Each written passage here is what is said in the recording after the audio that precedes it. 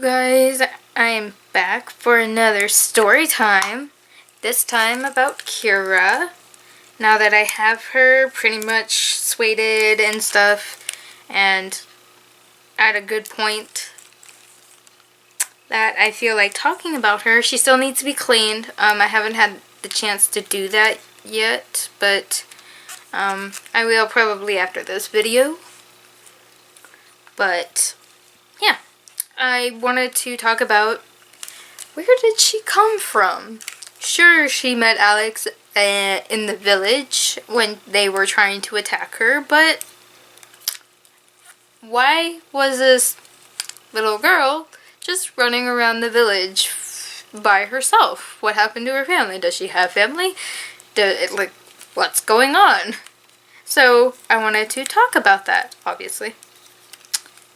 And so basically, and the reason why I wanted to wait to paint her till I told this part of the story is the way she looks is very dependent on what's, I guess, going on in her life at the time.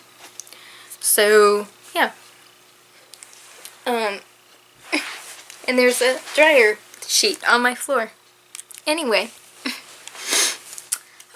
So I guess I'll start with the beginning. Kira was pretty much like her family. Trying to figure out where to start, and this is probably not a good time to do this video because I'm very derpy today, so you know it's gonna be a good time. And her legs are being weird. Anyway, so she is 50 years old when she meets Alex, so you can imagine just how long she's technically been by herself. But basically when she was born to humans. Normal, everyday humans. They were actually very, very good people who were, you know, they did a lot for their village. It was a small village she was born into. It was actually a similar village to how Alex's village is, right beside where he is, but basically if you think like almost on the other side of the country, it's kind of like that. Just not as bad. That the village isn't as bad as the one by Alex. But they did a lot for their village. I mean, they, like, anyone who needed money, they would, like, help money-wise. Anyone that needed help just in general, they would always help. And, one day, Kira was born, and, it was a really, really big shock to her family. And you would think, oh yeah, because she's half dragon. No. She was born completely covered in fur with horns. It's just how her powers work. You could call her a wolf baby or something like that. It's just the way her powers work. She has morph magic, kind of like how Violet has morph magic. Although she can't really well, I guess she can. She just can't do anything like huge morph objects. She really can't morph objects. She can morph like small things. Like there has been times where like she turns like a stick into a doll and play with it for a little while, and then when she gets bored, it just turns back into a stick. But anyway, so she was born and she was covered in fur. It totally shocked the family, obviously. The mother was completely in shock, and she, I don't know, there's a few different ways I have kind of, what has happened to her family, I haven't totally cemented down. Like, there was a point where it was like, they completely ignored Kira and, like, almost abandoned her, and they acted as if everything was okay, and, like, they never had a child. And then there's another part where I've always, like, where right after Kira was born, her mother pretty much kind of rejected the baby in a sense, and went into a complete depression. She went mute and just totally crazy and stuff like that, and her husband takes care of her and because of that, he ended up having to get rid of Kira, which is, I think, the story that I want to go with. So there's that. So the husband, her mother basically went crazy. So the husband couldn't take care of a mutant child, especially in the village that they were in, and take care of his wife, who was now mute, and just she didn't function. She was just like forever. I mean, she would barely eat, and like just different things like that. And like I said, it was just a really big shock for this. So the husband didn't know what to do, so he just took the baby and took it to what would be like he took it to like a nearby church, I guess is what you can call it. It's like a place where I'm just gonna call it a church. And knocked on the door and everything, and like the nuns come and open the door, and they were gonna take in the baby or whatever, but once they uncovered the blanket and saw that she was mutantfied, they kind of just left it there. Which sounds really bad, but you gotta remember, people don't think mutants as people, they think them as animals in a way. So, I mean, like, their thinking is, oh, well, why did someone do this? We don't have time to take care of an animal. Just leave it out here. Someone will take care of it or something. I have a text. So she basically ends up, like, laying in her little bassinet thing for maybe a couple more hours until an old lady, like, she started crying and everything, so obviously it was obvious that she was there. It's not like people can just easily ignore a crying baby. Even though some people obviously realized, because she wasn't covered up by the blanket anymore. So they could easily hear, oh, crying baby, oh, okay, mutant, bye. But there was an old lady that was walking by and heard her crying. And she saw what she looked like, and she picked her up and started soothing her and calming her down. And as she was doing this, Kira's fur started to, disappear. The horns disappeared. And she looked like a normal human baby. And that's what I mean, how her powers are really affected by what's going on, I guess, in her life. When she's really stressed, her powers can go haywire and she can turn into like a monster if she's like totally angry and not like going, okay, I need to keep my powers in check. So, when she was born and her parents were like, what the heck is this? Obviously, her powers just kind of made it a thing where this is what she is now.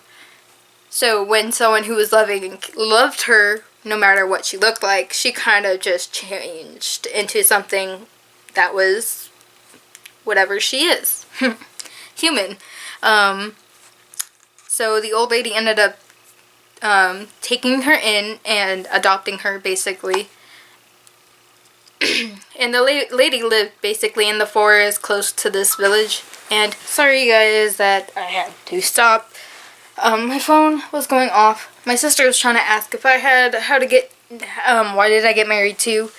The first one, which I have all of Tyler Perry's movies, so obviously I said yes. But I'm doing a video right now, so if you could kindly wait 1 minute. But anyway, where I was at, I think I was talking about the old lady. So she adopted Kira, and obviously this lady is kind of different. This lady was a witch. A very powerful one at that. One could even say she might have taught a few people. So she took Kira in, and this is when Kira was basically a inhuman form for a very long time. She taught her, also to the old lady to Kira is basically grandmother. It's just what Kira was grown up to call her. So when I refer to grandmother, that's who I'm talking about. But her grandmother basically taught her all the magic that she knows and stuff like that. And when trying to help her master her morph magic, she was basically told to like morph into a dragon and then demorph. Well, she morphed into a dragon, and then when she tried to demorph, well, her bottom half stayed, but the top did not. So this is how she became, and at first she didn't, like, it was just kind of like a learning thing, like, oh, I'm gonna have to learn more. But as like a little, like, as being in this form for like a short minute, she realized she really liked this form. For some weird reason, Kira's really weird like that. So she ended up just always staying like this, dragon-like. So, which isn't a problem with her grandmother, obviously, so, because Kira doesn't go to the village. If she wants to go out into the forest and play, she can do that, but obviously the village is not a place for a mutant child. So there's that. Ow, ow. That really hurt.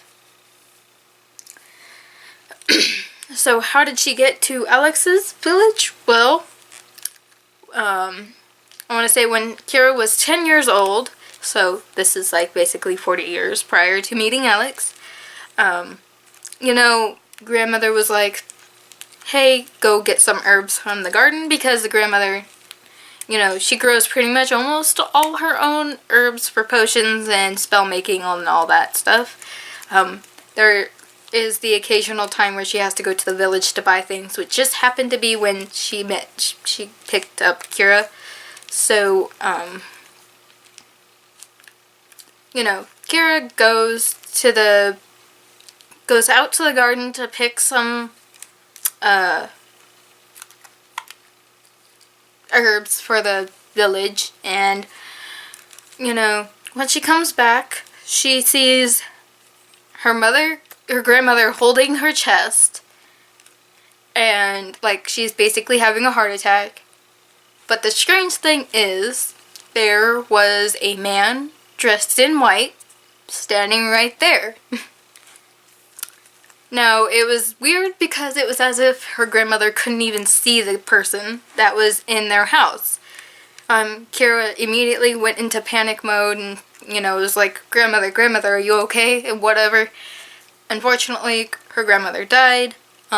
Hearing some of the commotion, a nearby person came into the house, like, to see what was going on, because he thought obviously someone was hurt. The guy came in and didn't see the man either, so that was kind of strange for her. She was like, why can't anyone see this person? Because she thinks that he was the cause of grandmother having a heart attack. So the passerby comes into the house and he's like, what's going on? Is everyone okay? And he realized grandmother is on the ground, you know, pretty much dead. And then he looks at Kira and he's like, what did you do? What did you do to her? And she's like, I didn't do anything. I would never hurt my grandmother. And she's like, he did it. He hurt my grandmother. Because you gotta think she's a 10-year-old. So obviously she's like, you know, if you ever think of a child like being blamed for something, you know, they get upset and they go, I didn't do it, it was him.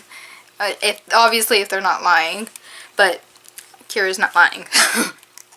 And he's like, what are you talking about? There's no one else in this house. You disgusting mutant of some sort of another, like, I mean, he was being insulting. So, he basically was going to attack her because obviously he thought that she killed her grandmother. She basically, she was lucky that her grandmother taught her some stuff, so she knows like some basic fighting moves and a little bit of magic to like get away. So she that's what happened. She somehow got away from the guy, ran out of the house, into the forest, whatnot. And she stayed in the forest until she knew like it was quiet. And she watched the house basically, and waited until the guy left. And just so you guys know, her grandmother was basically a seer. She is also psychic. There's a lot of psychic characters in my story just because I feel like if there's very powerful magical people, I would figure being psychic is something that would be more common among magical people. Even though Alex does have visions, they're just really not very strong. He can try and have them if he can try and get them if he's thinking really hard and stuff like that. It's just not something that he comes at really good, but she's really good at being at the psychic thing. But her grandmother basically had a vision of technically that day, and so she kind of prepped Kira and like, if anything ever happens, do this, do this, do this, do this, do this, and like whatever. So that's what Kira did. Kira was listening to exactly what grandmother had told her that day. So she was watching the house. She made sure no one was around because obviously the guy left to go get someone to help because of the body. So Kira went back into the house, got this necklace and maybe one or two other things, maybe a spell book of some sort. And like I said, she grabbed a couple things and then immediately left. She never entered the village again. She ran. Like, she literally obviously she ran. She ran to the other side of the country. Although it took her a long time to get there. Like, she would spend like a couple years in an area before she decided to go to another one. Because she is 50 years old, so. And even though she is 50 years old, she still does have that really big child personality kind of. Although she can be serious if she wants to. If you want to think about it, think of like a child vampire. Like, a vampire can be like hundreds of years old, but if they're young, yeah, they're gonna still act like kids. But hey, they've been alive for 100 and some odd years. They're gonna they're gonna have somewhat of an adult kind of personality. They've been around for so long. So that's kind of the idea as far as her personality was. Childlike, yet still kind of adult when she needs to be. And then, you know, if you want to fast forward basically to where she runs into Alex. And, you know, if you haven't heard that story, I'll link it at the end. Also, if you guys are listening to the story and are like, what? I'm completely sorry. I'm not a very good storyteller, and I'm not very good at describing things, so I'm sure this was very confusing and very just like not good, but oh well. I don't know. But yeah, that's basically how you can get up to the present. Now, some people are confused. Like, when I first talked about Kira, and Amber thought that she was Alex's lover, which is easy to confuse if you don't have like any context. But obviously now you know she's basically like a child. So recently today, Amber guessed that they were siblings, and even though they do slightly have that kind of relationship, they actually have more of like a father-daughter relationship. Like I said, Alex basically takes her in and literally raises her, and she pretty much lives with Alex until maybe recently, like I said, where her story starts to begin with the Wolf sisters, the Wolf twins. So So Alex is very much like a father figure to her because he takes her in, he saved her. He also teaches her everything about magic, everything that he knows. Because even though she was taught by like a really good witch for 10 years, I mean, there's still only so much you can learn in that amount of time. But when I mean by like how she looks, with her grandmother, she probably was, you know, because she was happy, she was fairly colorful. Like she was probably, you know, green and blue, and like there was tones to her skin. But as like the years went by with her being by herself, like those tones slowly faded and she turned completely white. That's why she's like this. She also pretty much lost all her hair. If you want to think about it, as time went on, she turned into a blank slate. And it's just kind of, I guess, a symbol of like, as years went on, she kind of started to turn herself off in a way. So, you know, even though Kira is a very optimistic and child and happy like character, she's been through stuff, and I think that's why she's going to be really good for Alex, because Alex has been through stuff too, and he just deals with it differently. And Kira is just, because of her happiness, like the way she deals with things is just like, you know, being sad is okay, but being happy is better. So, like, anything bad happens in her life, she's just like, whatevs.